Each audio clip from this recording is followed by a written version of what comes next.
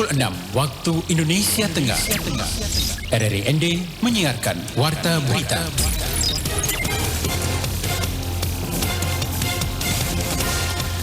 Selamat pagi pendengar, Anda kembali mendengarkan Warta Berita untuk edisi hari ini Kamis 9 Februari 2023. Sari Berita. Kalilowolaka kembali meluap, aktivitas masyarakat desa Fataatu Timur terganggu. Persatuan Catur Seluruh Indonesia Kabupaten ND gelar turnamen catur usia SD, SMP, dan SMA. Bersama saya Christian Senda, inilah berita selengkapnya.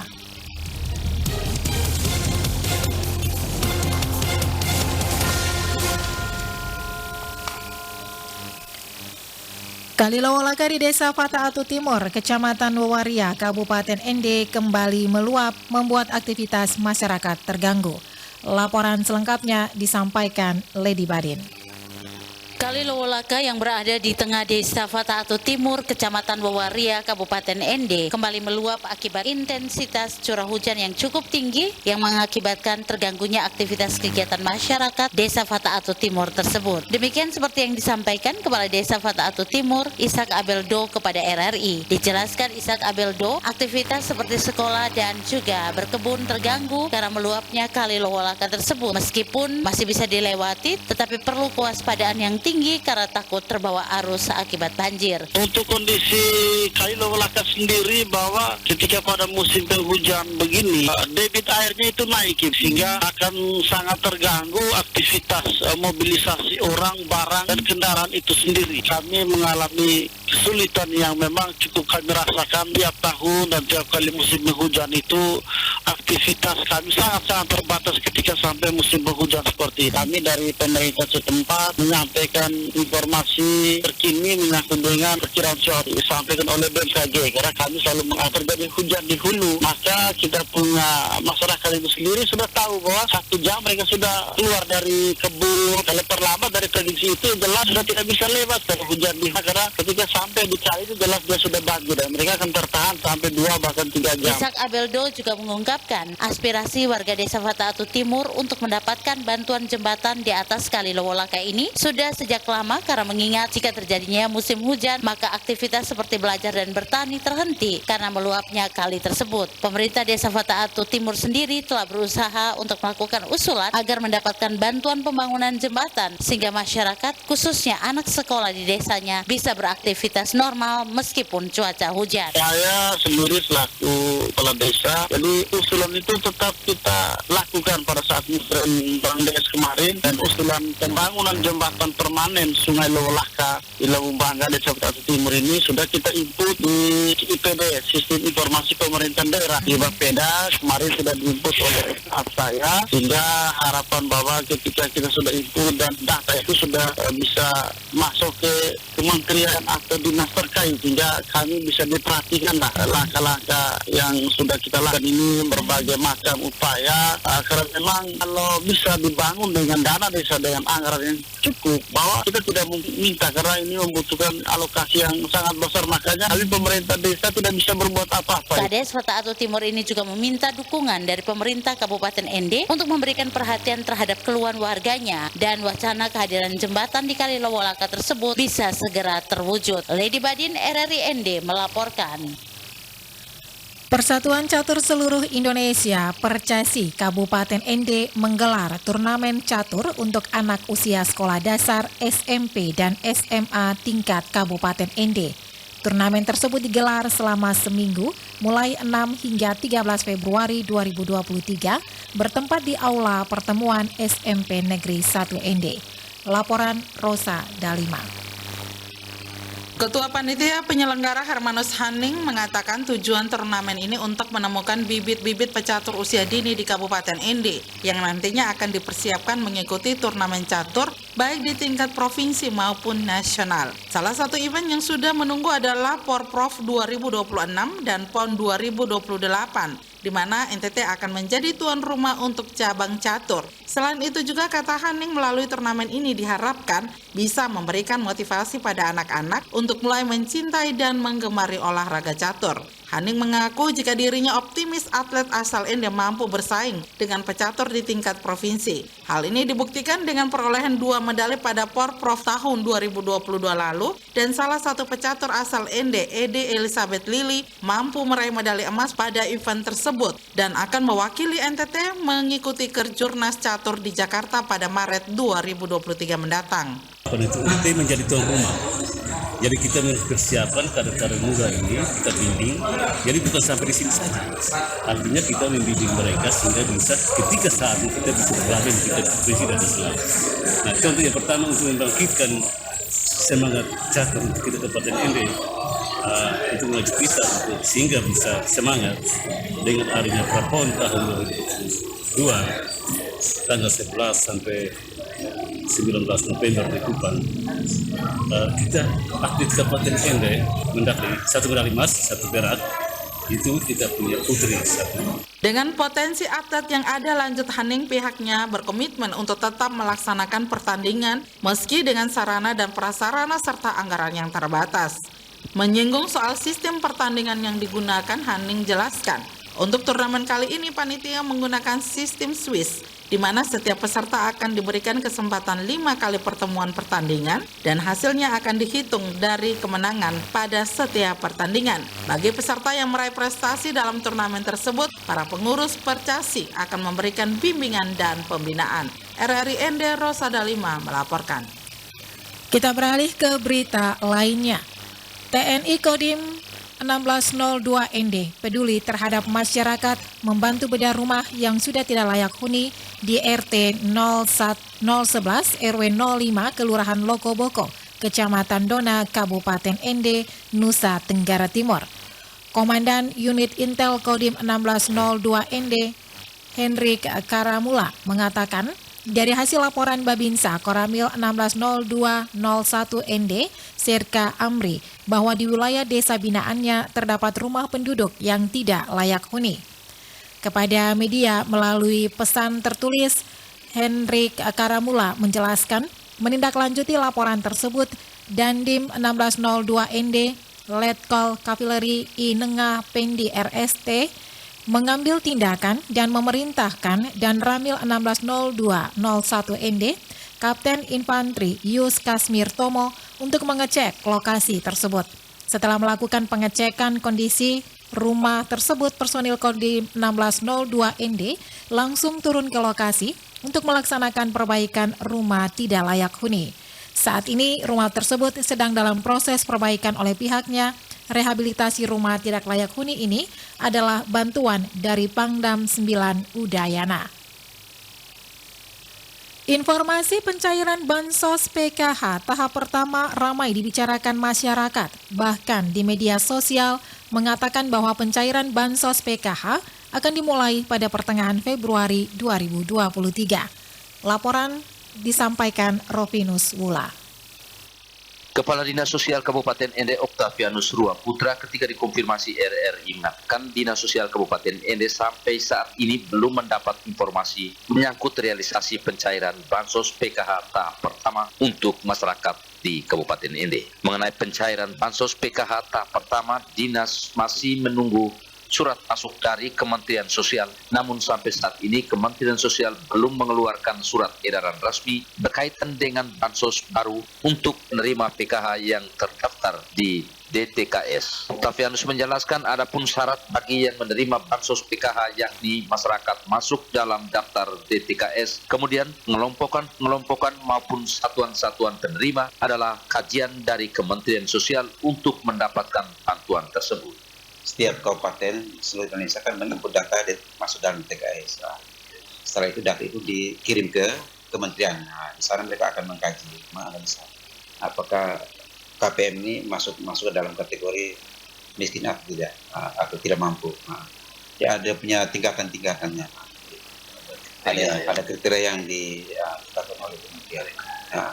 Selama ini yang kita pakai itu ada 14 kriteria yang ditetapkan oleh Kementerian Sosial. sosial. Lebih lanjut, Octavianus mengatakan semua data penerima bantuan dikirim oleh Dinas Sosial dari masing-masing kabupaten di seluruh Indonesia ke Kementerian Sosial. Kemudian data tersebut dikaji kembali apakah KPM masuk dalam kategori sesuai syarat yang ditetapkan Kementerian Sosial. Kadis Sosial Kabupaten Ende menghimbau kepada keluarga penerima bansos PKH jika sudah menerima dapat dipergunakan sesuai ketentuan yang sudah ditetapkan oleh pemerintah dan hindari penggunaan dana PKH di luar dari ketentuan. RRI Ende Rufinus Fula melaporkan. Anda sedang mendengarkan Warta Berita Produksi RRI Ende. Dalam rangka mewujudkan ketertiban di Labuan Bajo, Pemkab Manggarai Barat melalui Satpol PP melakukan penertiban lapak pedagang yang masih berjualan di trotoar dalam kota Labuan Bajo. Hal ini dilakukan agar tidak mengganggu aktivitas pejalan kaki dan mencegah kemacetan dalam kota Labuan Bajo. Pemerintah Kabupaten Manggarai Barat tertibkan pedagang yang berjualan di trotoar. Laporan Rizwan Sumbi. Dalam rangka mewujudkan ketertiban di Labuan Bajo, pemerintah Kabupaten Manggarai Barat melalui Satuan Polisi Pamong Praja melakukan penertiban lapak pedagang yang masih berjualan di trotoar dalam kota Labuan Bajo. Hal ini dilakukan agar tidak mengganggu aktivitas pejalan kaki dan mencegah kemacetan dalam kota Labuan Bajo. Kasat Pol PP Manggarai Barat Stefanus Salut mengatakan selain menertibkan pedagang yang berjualan di trotoar, pihaknya juga melakukan penertiban pedagang musiman yang berjualan di pinggir jalan menggunakan kendaraan roda 4. Titik utama itu biasanya di Labuan Bajo ya, yang menggunakan trotoar menjual dagangan. Rata-rata di kota, di Labuan Bajo, Jalan Soekarno Bawah, Soekarno Atas. Apalagi sekarang ini ada jual ya musiman durian itu menggunakan kendaraan. Kalau kita ke lokasi, kita kasih pengertian mereka. Karena rata-rata yang pedagang musiman itu dari kampung, dari daerah Kubus, Ndoso ya. Kita menjelaskan bahwa tidak boleh melakukan jualan di sepadan jalan, di trotoar, dan menggunakan kendaraan. Stef mengatakan penertiban yang dilakukan tersebut dasar hukumnya adalah Perda Nomor 1 Tahun 2019 tentang Ketertiban Umum dan Perlindungan Masyarakat. Pedagang-pedagang tersebut selain diberi peringatan, juga diminta membuat surat pernyataan agar tidak melakukan hal yang sama, dan apabila masih berulang sampai 3 kali, maka akan ditertibkan sesuai mekanisme yang ada. Untuk pedagang musiman yang ditertibkan, sementara diarahkan ke lokasi yang tidak mengganggu lalu lintas. Sedangkan bagi pedagang yang berjualan tiap hari, pihaknya melakukan koordinasi dengan Dinas Perindakop Manggarai Barat, karena mekanismenya keberadaan pedagang-pedagang tersebut harus pengetahuan Dinas Perindakop Manggarai Barat.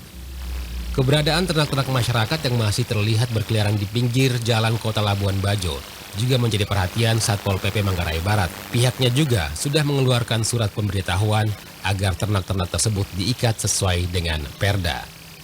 Dirinya mengajak masyarakat untuk mematuhi peraturan yang ada untuk mewujudkan Labuan Bajo yang tertib, aman, nyaman, dan bersih sebagai destinasi wisata super prioritas dan dalam rangka menyambut KTT ASEAN Summit 2023. Dari Labuan Bajo, Rizwan Sumbi melaporkan. Merespon kasus ASF yang marak, pemerintah Provinsi Nusa Tenggara Timur mendapat bantuan alat diagnosis untuk mendeteksi penyakit ternak termasuk virus ASF, Loop Mediate Isothermal Amplification, langsung dari The Australia-Indonesia Partnership for Promoting Rural Income Through dan Australia-Indonesia Health Security Partnership untuk daratan Flores Lembata diserahkan kepada Dinas Pertanian Kabupaten Sika. Selengkapnya, Feranda Garus melaporkan.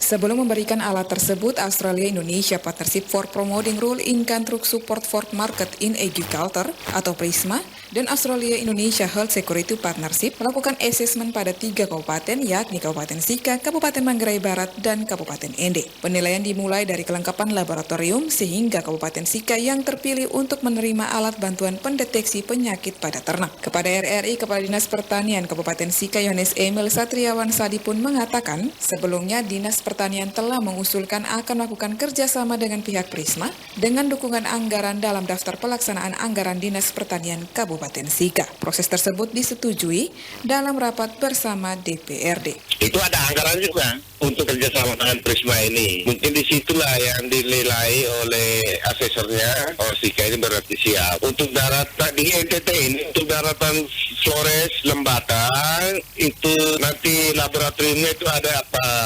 Labnya ini ada di Kabupaten Sika. Sebelumnya, Head of Portfolio Prisma, Prajwal Sahi, pada workshop kampanye kesadaran ASF dan pencegahan hewan menular lainnya dalam rangka mendukung pemulihan sektor babi di Provinsi Nusa Tenggara Timur telah menyampaikan tentang lab. Lab sendiri diklaim mampu mendeteksi virus ASF secara cepat, tepat, dan akurat sehingga tindakan pengendalian dapat segera dilakukan. Tujuan kehadiran lab untuk mendukung pemerintah dalam upaya memulihkan sektor babi di Nusa Tenggara Timur. Nanti tanggal pertengahan bulan Februari ini itu akan dilakukan TOT ya. Itu nanti yang menangani alat ini. Kemarin kami diminta untuk siapkan tenaga 2 orang. Dari informasi awal saya langsung menyiapkan itu 2 orang. Itu koordinator laboratorium, Dr. Iwan Ronald, nanti dengan tenaga 1 orang untuk pengumpul sampelnya. Sesuai rencana kemarin yang saya dengar, itu terakhir 2 hari di Kupang.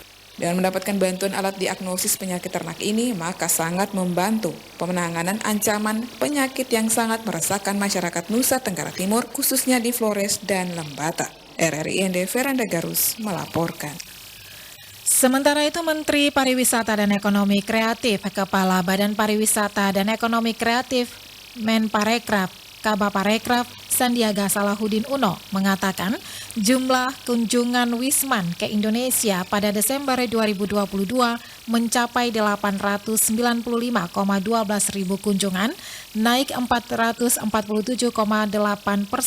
dibandingkan dengan kondisi Desember 2021.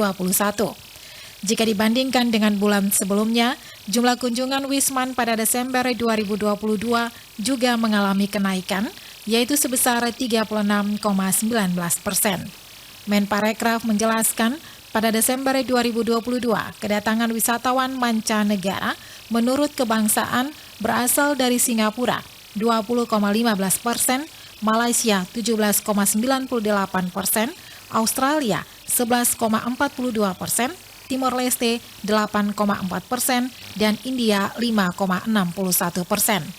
Sedangkan tingkat penghunian kamar TPK Hotel klasifikasi bintang di Indonesia pada Desember 2022 mencapai 56,90%, naik 5,33 poin dibandingkan dengan TPK Desember 2021.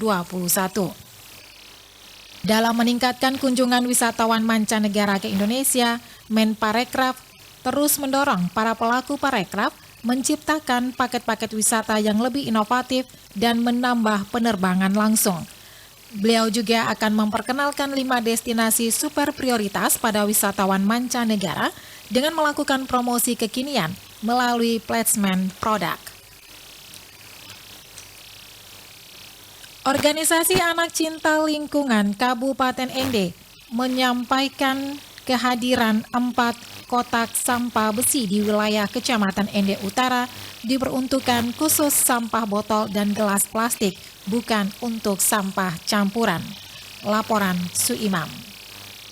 Ketua Anak Cinta Lingkungan Acil Kabupaten Ende, Umar Hamdan, kepada RRI Rabu 8 Februari 2023 mengatakan sejumlah tempat sampah tersebut berada di Jalan Soekarno depan kantor Pedanka Kabupaten Ende, lorong kantor Kecamatan Ende Utara, di Taman Renungan Bung Karno Ende, dan di Pantai Kota Raja Ende. Dijelaskan setelah 3 kali melakukan pengangkutan, terdapat banyak sampah campuran yang dibuang oleh masyarakat atau pengguna jalan di dalam kotak-kotak sampah tersebut. Padahal sesuai anjuran, kotak-kotak sampah yang ada disiapkan khusus untuk sampah bekas botol plastik dan gelas plastik. Mari kita memanfaatkan tempat sampah tersebut sebaik mungkin, bahwa kehadiran tempat sampah tersebut adalah hanya terkhusus pada sampah-sampah botol plastik ataupun gelas-gelas plastik, bukan sampah-sampah campur. Ia melanjutkan, dari hasil sampah botol plastik maupun gelas plastik itu akan didaur ulang di bank sampah Acil Ende untuk dijadikan barang yang bernilai ekonomis. Sampah-sampah tersebut ya kami akan daur ulang di bank sampah Acil itu. Di sini Acil belum melakukan pengangkutan karena masih dengan yang dari penempatan pertama masih seperempat bagian sampah yang ada di kotak-kotak tersebut. Ditambahkan, pihaknya berharap kehadiran kotak-kotak sampah tersebut setidaknya dapat memberikan edukasi kepada masyarakat akan pentingnya mengurangi dampak pencemaran lingkungan dari sampah bekas botol plastik maupun gelas plastik. Sekian warta berita pagi ini, mewakili seluruh kerabat kerja yang bertugas, saya Christine Senda. Selamat pagi.